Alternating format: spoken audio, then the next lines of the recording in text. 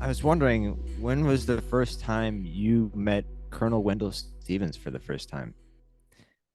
I know that I met him after I met Lee and Britt Elders. I met Lee Elders 86, 87, somewhere in there. I must have met Wendell, let's see. I'm not sure. I do recall that, let's see, he passed away in what, 2018 or something, was it? I'm not sure. But I'd known him 20 years earlier. That is about as close as I can get. That I did have in the probably late 1990s. Because you did a few lectures with him too, I've seen.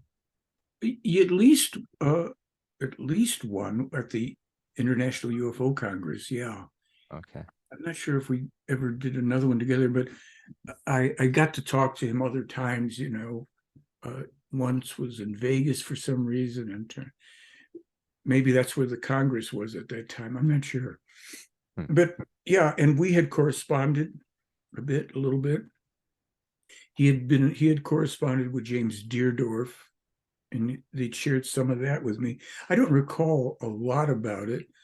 I just know that we that he was fascinating to speak with because I used to say you could drop a quarter into Wendell and just sit down for hours because he's gonna tell you the whole thing, and he does. He just was amazing.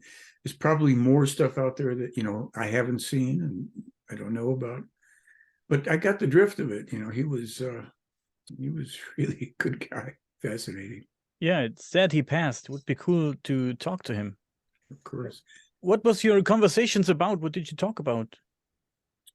It was always the Meyer case, this and that about the Meyer case. And of course, he did not reveal ever that, he had taken photos at Groom Lake and all that stuff. So it was mainly about, the information in the case and how fascinating it was. He may have touched upon some of his other stuff, but I don't even recall. It was always focused, of course, on Billy Meyer because that was my interest. It was his interest. And, that's what, kind of brought us together as well through, Lee and Britt Elders. No, I was always curious of like how you met and if you maybe dabbled into some other cases that he has dealt with.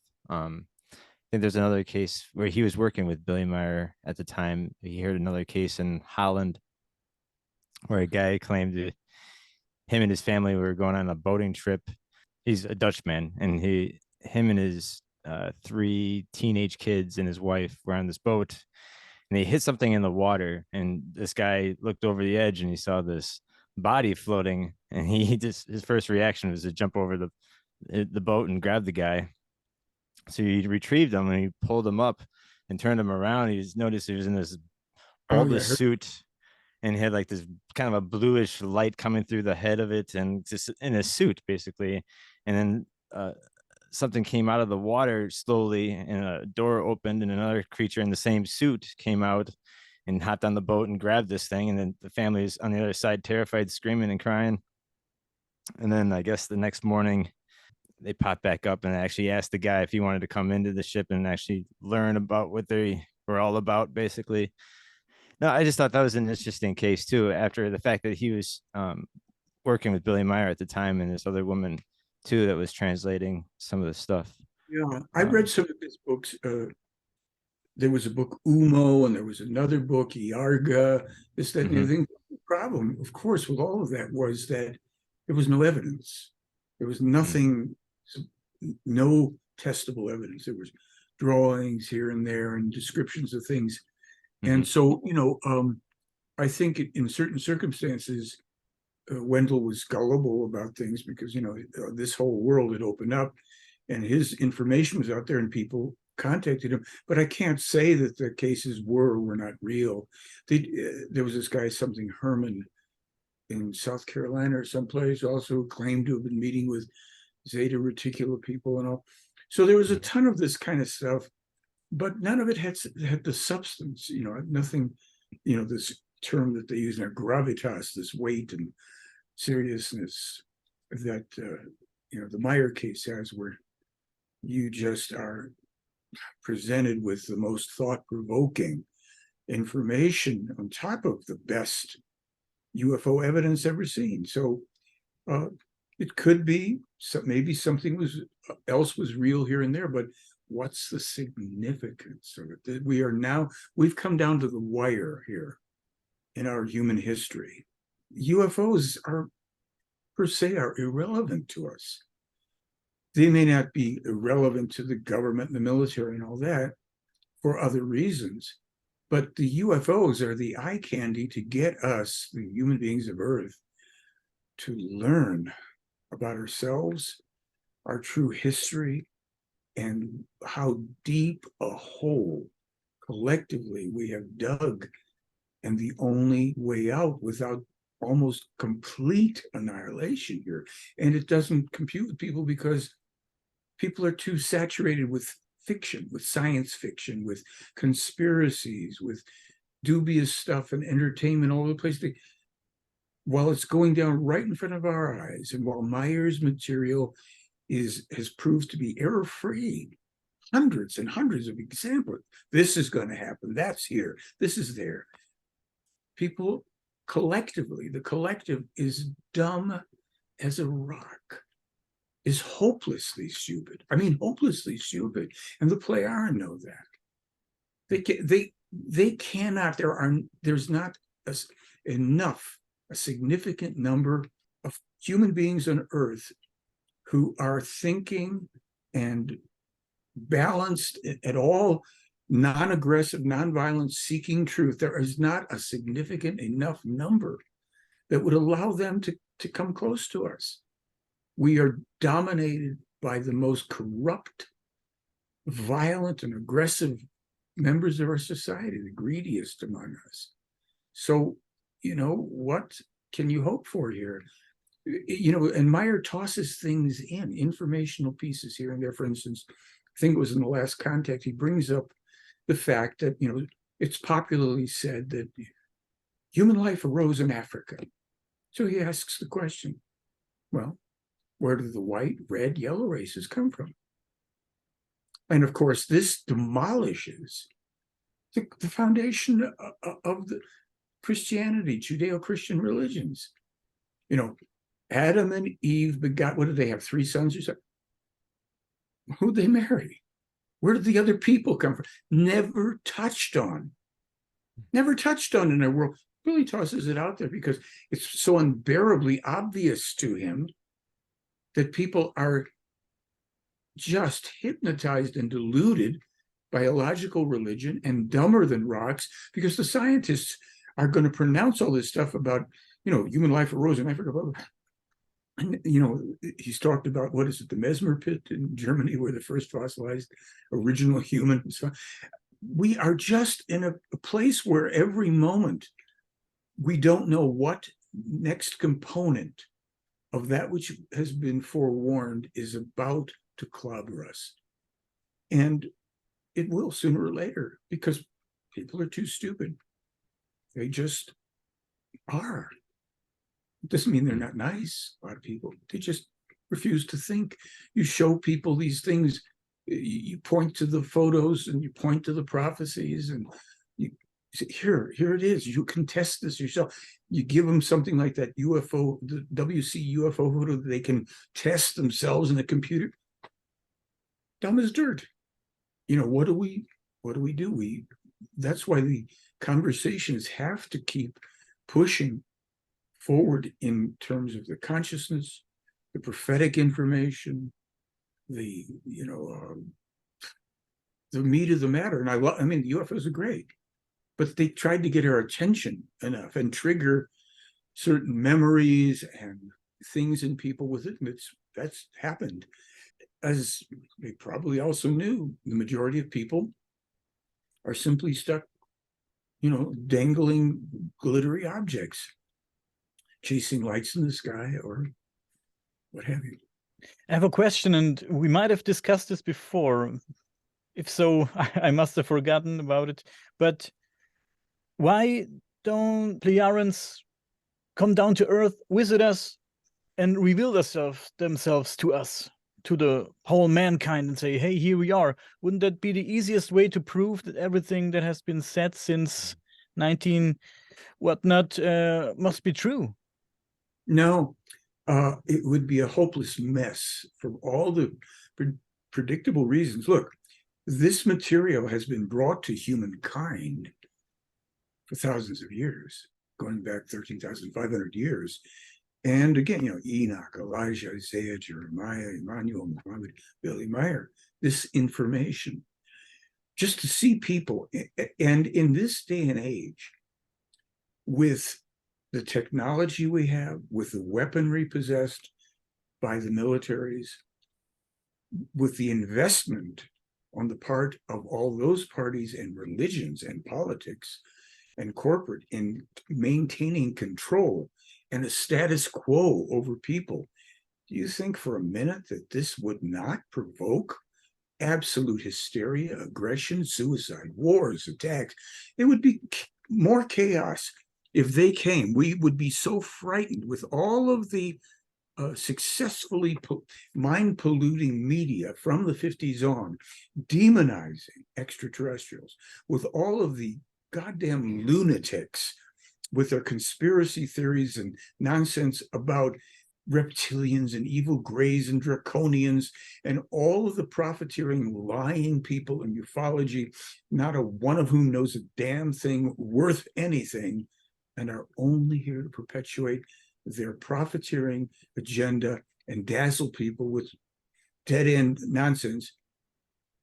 The populace is not even remotely prepared for an arrival of peaceful human beings who would try to speak to us as peaceful human beings, only to be having rockets and missiles and bullets and bombs directed their way, and the media stations running agendas against them, claiming, it would be such a mess.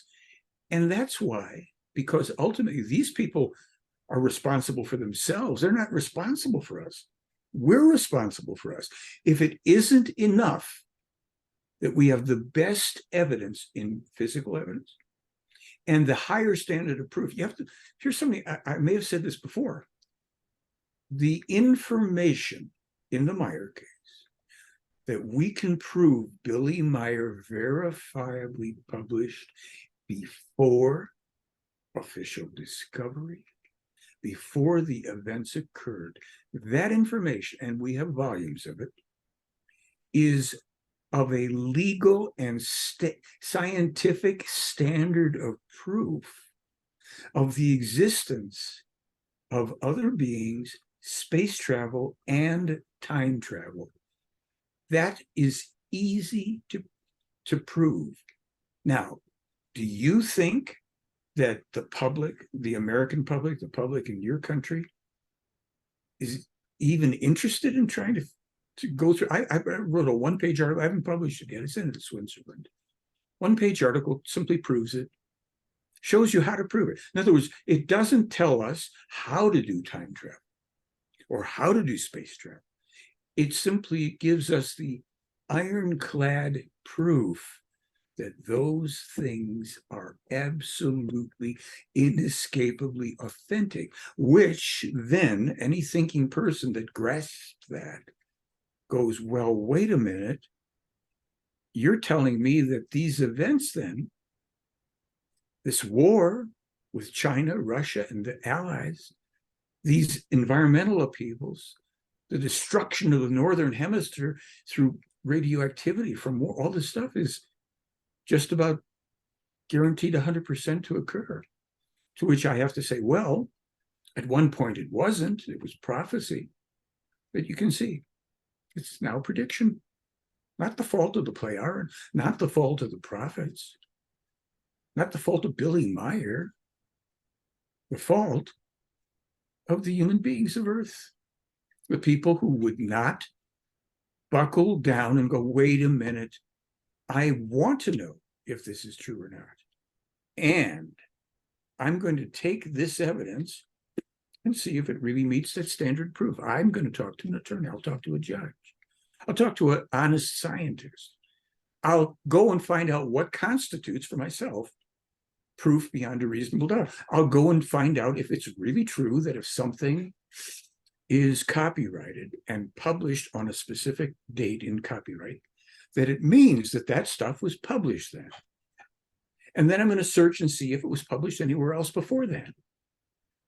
Now I'm going to know that events such as all this stuff going on with Russia and China and the warnings that Billy Meyer's been put, and the global financial crisis that's coming out. I know I can prove myself that he published this years and decades ago. You talk about something like a disease that's occurring now. Well, there's a big article now. The US Department of Energy confirms again that, yes, indeed, it must be the leak in Wuhan now in 2023. Billy published that in 2019, verifiably. And everything else connected to this phenomenon going on now, a disease and its medications, 1947 and 49, he spelled it out. We have said this over and over. My YouTube channel, original one, was taken down because I dared to present it, because the demons of this world, the ones who are just so possessed by greed and control and power hunger and lying to get any and all of that, can't stand the truth. They think that if you, this has gone on throughout history, if we just suppress the truth, it'll change it. Except it doesn't. It just delays it, and it amplifies the magnitude of what hits us. When we could have diverted and prevented certain things from occurring, we didn't. So now that event just doesn't occur, but it's compounded by all of the suppressive efforts to pretend it won't happen, to pretend this isn't real. This is what, whether people know it now or not, including us, this is what each of us now are living in. A world of such corruption, of such deceit and destruction and lies and denial, disinformation, distortion and distraction, all for pieces of paper, silver coins, and little blips in digital currency. For those things and what people think they represent to them, the ability to buy stuff they'll never use in their lifetime, to amass, to protect them from what? From each other. And underlying that is the illusion that this greed and power hunger, this denial of truth and love, will actually prevent you from dying. That's underneath the whole thing. They think they can amass enough material wealth to buy off an eternal existence in the material, which doesn't happen. The consequence is we're seeing it unfold. So they want it to be a process. The Pleiadians, they want it to be a process. They want us to go through Figure a it out process ourselves. of understanding and That's the process of life. You have to understand the process of life is that every human being has an evolutionary path, a self-created destiny. Then there are groups and collective and world destinies and all this other stuff. Nobody does it for you. Nobody did it for them. Yeah, and then people could say, well, they had the benefit of these spheres. Well, they've had the benefit of hundreds of thousands to millions of years of history and technology and certain things, and cause and effect and laws of the universe.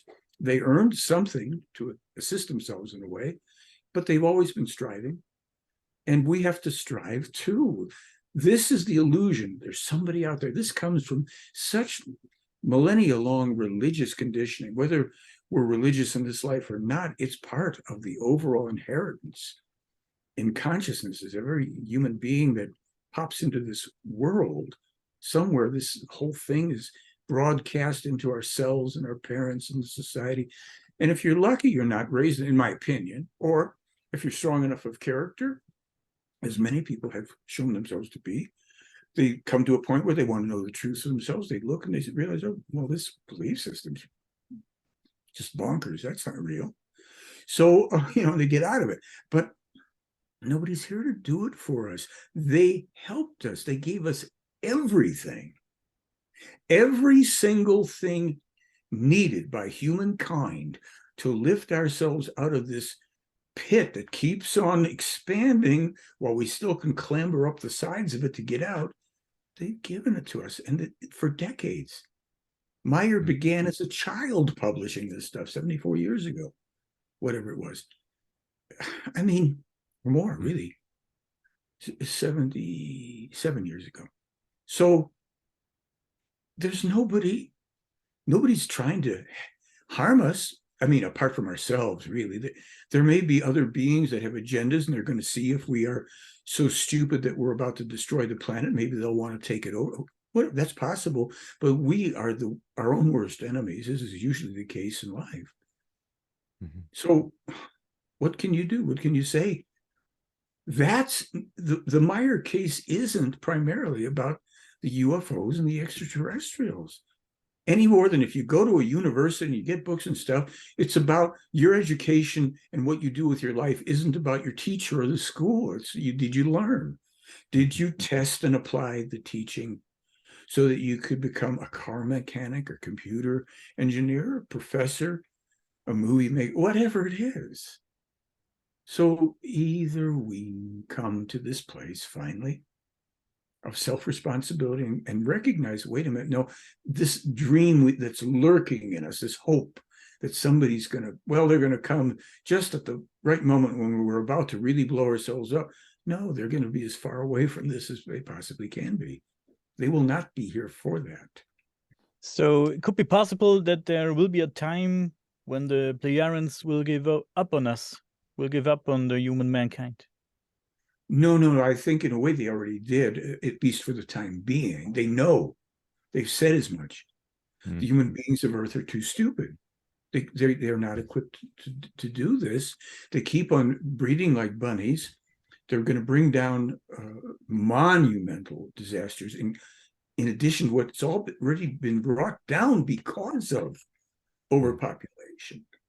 You see, you can take any problem that humankind has, and you start to reduce down to the causal level, and you're going to see where overpopulation was a contributing factor, perhaps a determinative factor, a major factor, because the more organisms that compete for space, for air, for food, for water, for peace of mind, the more strife, the more conflict, the more pollution, the more destruction, the more aggression.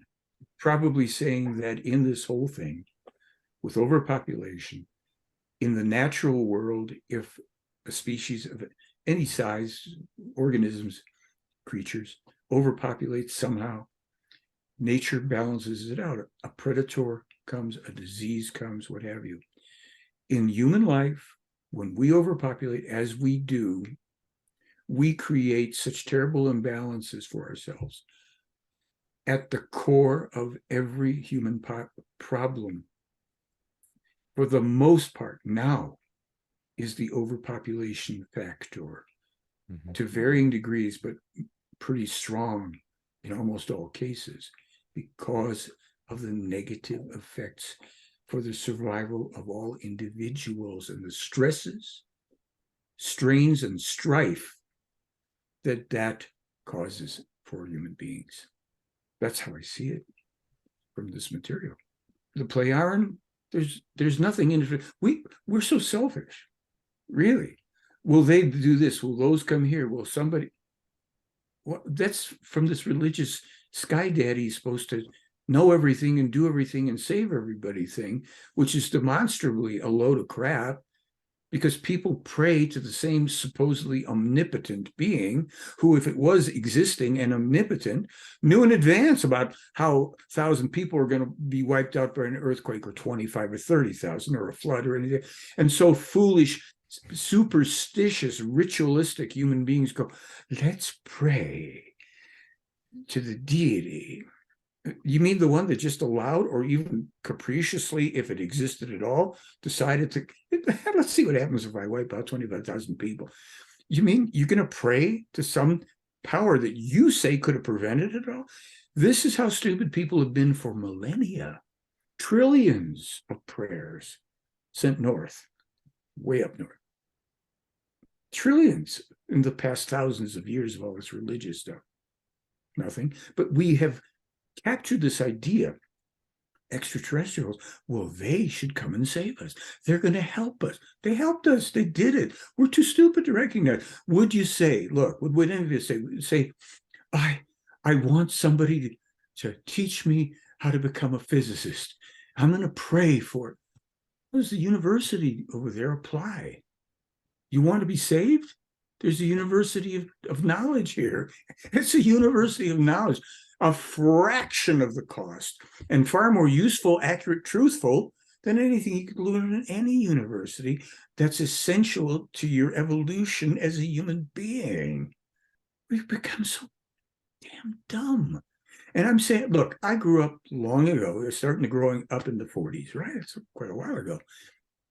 And whenever I became, conscious of other people had ideas. They thought, they spoke with each other. They argued face to face. They didn't just threaten to kill each other because of some crazy thing.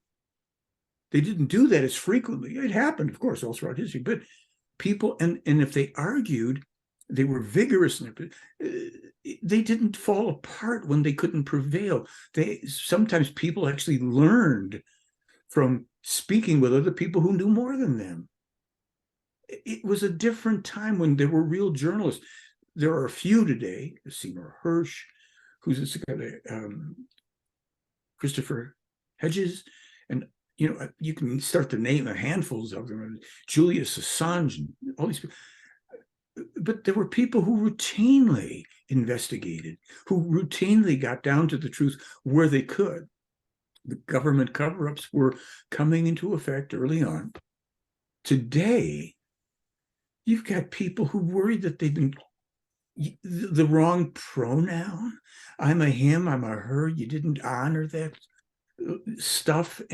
And the most pathetic kinds of representations of what people think they are, what they think a human being is. People abandon that because politics, this idiocy that now is pretty much the purview of the left, certainly in America and other places in the world. They took the awareness that Billy Meyer is the first one to bring to the world about unnatural man-made climate change, global warming, all this stuff, and they create these imbeciles out of it who are complete hypocrites, who ruin artwork and creations of humankind, interfere with other people's livelihood and freedom, who have nothing to say of any importance. They can only parrot the little parrots like Greta Thunberg and others, and all those imbeciles who fly around and are such outright hypocrites and violate, all this environmental sanity about not polluting through excessive travel and engines. And we live in a time of rampant idiocy. I'll tell you, I made a choice a couple of weeks ago to not get steamed about this anymore. I mean, I like talking about it if it can be productive. I and other people, we've sent out literally thousands, maybe now tens of thousands, outreaches, email forms, different, to journalists, to scientists, to educators, politicians, government leaders, the military, etc., for years and decades. You can count the responses that have anything other than thanks very much on the fingers of two hands or less. These people that have put themselves in, elevated themselves, or been elevated into positions of power and authority don't want to be disturbed. They don't want to know. They will talk about UFOs now because it's a trendy topic that's driven by disinformation and stupidity. So they will expound all over it. You send them the evidence here, they don't respond. The journalists who are publishing these articles, they don't respond. So my attitude is, you know what? Humankind collectively, we deserve it. I hate to be among it right now in a way, or whenever, but we deserve every damn bit of what's coming our way. We, meaning also the people who were brought this information, any point along the past 75 years, let's say, by Billy, his teachers, by the parish priest, by the original investigative team, and the people at FIGU, and all the people in the world now who try. Well, we're not exempt from the consequences, but it's like we won't go out of this world. Should we be, bearing the brunt of it with everybody else whenever those who are alive for it? Some of us may not be here for the worst of it. Well, sorry. But we'll go, okay, well, how do I survive this as long as I can? But it's no surprise.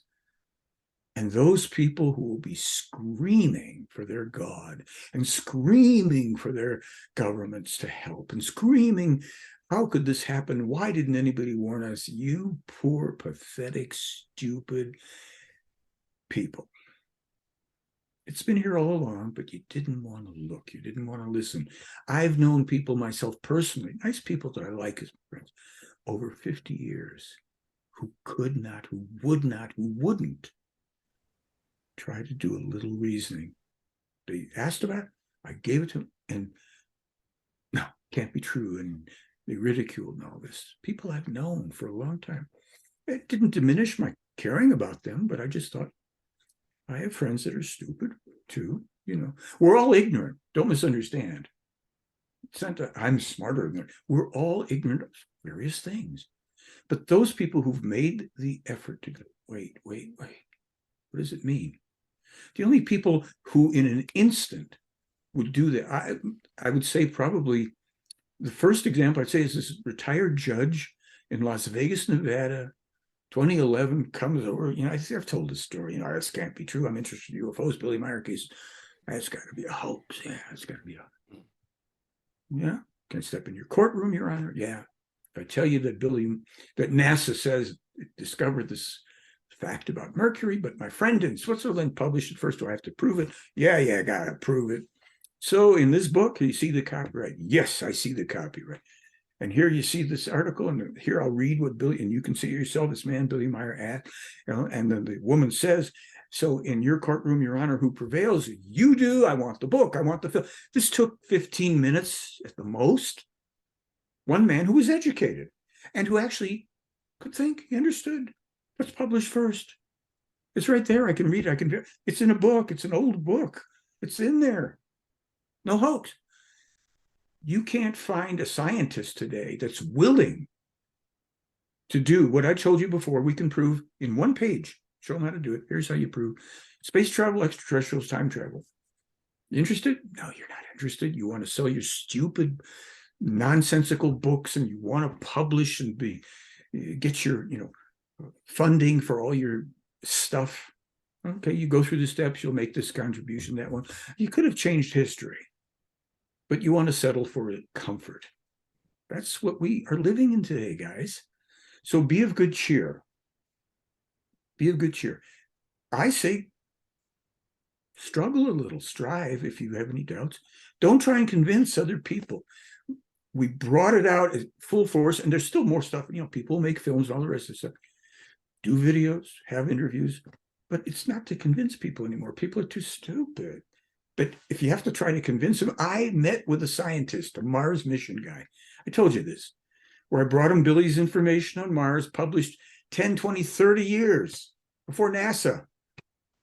That proves scientifically and legally space and time travel. So I didn't tell him that, but I said, here, tell me what you think.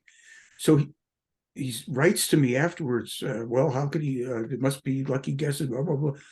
And I said, no. And so I write him back, and he says, I hope you're not going to try to prove that to me, are you? Yes, Ken Herkenhoff, USGS, sitting in Flagstaff, Arizona, up on the hill somewhere, playing with your images from NASA and the Mars rover and all that. Yes, I'm going to try and prove it to you because you're a scientist. And if I can't prove it to you, meaning if I can't give you testable evidence that you, using common standard scientific protocols, just like Joe Tisk did, if you can't debunk it, and if it proves it, and just like the judge in Las Vegas, then either you're going to go, yeah, well, that's right, that makes sense. I think I'll speak up on behalf, or you're going to remain a big stuffed dummy in this perspective. Nice guy that you are. Thank you for taking the meeting. But you will be like the scientist, the professor who heads up the astronomy department at NAU, and the other teacher, their professor under him, who was intimidated. After what happened, I brought in the photo book. Unexpectedly, I took a meeting with her, brought in the photo book. For an hour, this professor was glued to this book, page after page. What is this? How's that?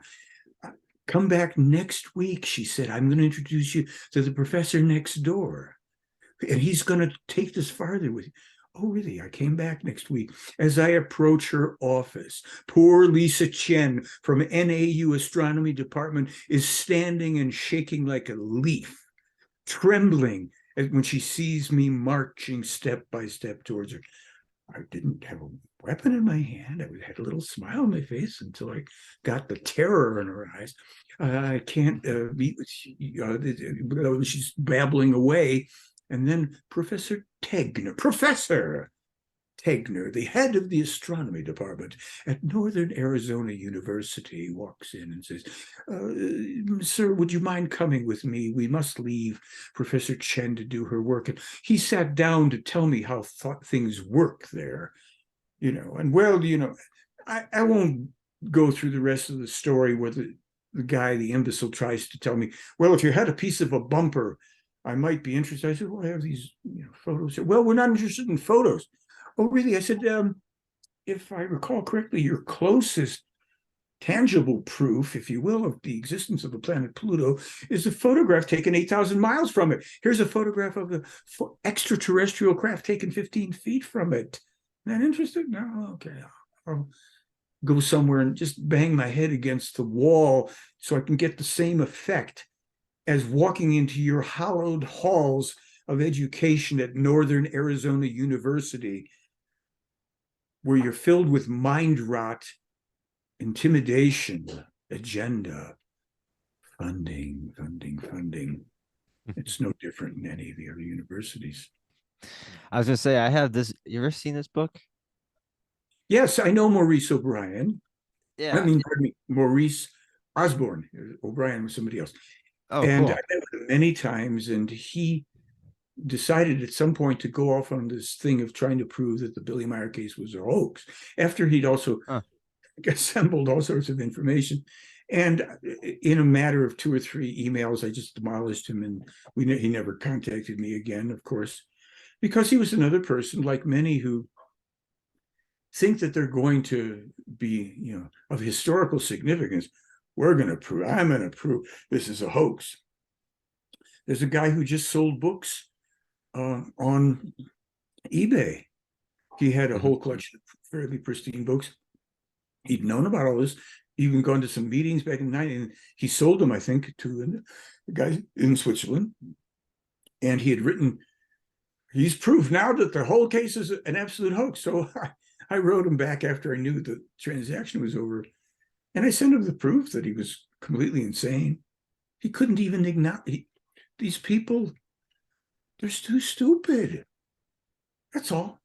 He's probably much smarter than I am in whatever field, whatever it is that he does. I don't, whether he's,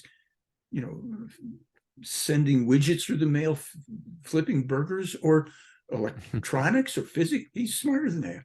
This, he can't think his way out of a paper bag. And I told him, I said, you squandered your opportunity to hold on to this historically unparalleled evidence. The books you sent off have scientific and legal proof of the case, the authenticity. Those first 4 volumes from Wendell. And what I did is I sent to someone in Switzerland who's working on some stuff there. I sent him maybe 15, 20 examples taken from those books where Billy predicted certain things given to him primarily by the, Pleyard scientific stuff. They're just like the wonderful old judge in Las Vegas. Anybody now could have that experience. Mm-hmm. I have the scans of these books. It's in there. Yeah. All of this stuff is in there, No, and you can. I find it amazing that the information is there and just to go check it out yourself. And it is a problem for all these scientists or other researchers. It is baffling. Just kind of like, well, again, how is he getting these answers? Or how do like, how is he? That's why I like digging deeper into some of these prophecies too. Um, I was wondering if you could tell me more about I saw in here there's a feud with him and George Adamski. Maybe you can get into that a little bit more. In Billy Do you know? Meyer and George Adamski.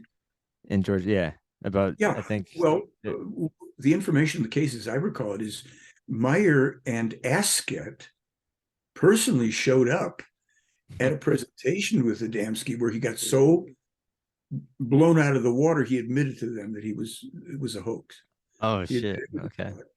Now, he didn't ever further, to the best of my knowledge, ever publicly admit that to anybody. But there are people, you see, there are people who have actually examined his evidence and have shown that he used a lot of tricks with photography and film. I think it's very possible that he could have filmed rather, maybe photographed a Nazi craft and or the Bafath extraterrestrial craft Mm. one or more occasions, and that those would have been actual craft there. I'm not saying that he did for sure. I would accept it if somebody said, well, that film clip there because it looked a lot like a Nazi craft. But the man was a trickster. And naturally, he said the most bizarre, stupid, unscientific, verifiably false things. Life on Venus. Valiant Thor comes from Venus, and there's life on all the planets, and here and there. I mean, stuff that he didn't know at the time was absolutely false and hadn't been, much of a subject of conversation, but absolute nonsense. And there's one skeptic who I basically just yesterday finally disposed of him as being able to even write to me because he's so far gone. He's attacked the Meyer case for at least 20 years. And I responded to him various times and all. He then came to post some stuff on the blog. I would respond. And then I said to him, look, you're claiming all this stuff about Adamski being real. I said, answer these questions and answer the questions as to why you claim that the Meyer case is a fraud. He wouldn't do that. So he still would. I stopped. I said, look, you can't answer these questions. We're not giving you any more space on the blog. So he kept on still submitting these accusatory things. He still posts out in different places attacking the Meyer case, despite all the help he was given. And I told him yesterday, basically, I said, you're one of these people that brings upon yourself your own self-created hell through your vile behavior, your defamation, your envy. I'm no longer willing to have any engagement with you. You're too polluting to deal with. And he's a typical Adamski supporter. They can't cite anything of any. Did Adamski ever present any scientific information previously? And of course not. He's not in touch with anybody.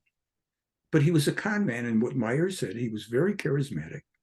He had a good hypnotic qualities. He could charm people and make them think he was, legitimate and all. And that even after his death, there was I don't know if it was done through the Tula Society, but there was someone, they did surgical alterations to somebody to make him, I think, look like Adamski, or that was also something said about Count Saint Germain, another non-existing guy, in terms of living past his historical time. It's never enough for people. The truth is never good enough now. So saturated with all this illusion, with all this garbage, just drowning in lies, the truth isn't good enough for people. They need something more fantastic. George Adamski did nothing. And as I said about Wendell, maybe some of those cases were legit. I can't say they weren't. I don't know. I never saw the evidence to substantiate this very stuff that Wendell made sure was available in the Meyer case. So since there's nothing significant in any of that stuff, why isn't the truth, a singular truth, good enough? I didn't know what all in depth with George Adamski was, and yeah, the fact that him and Asket showed up and had him all shit his pants. That's pretty funny.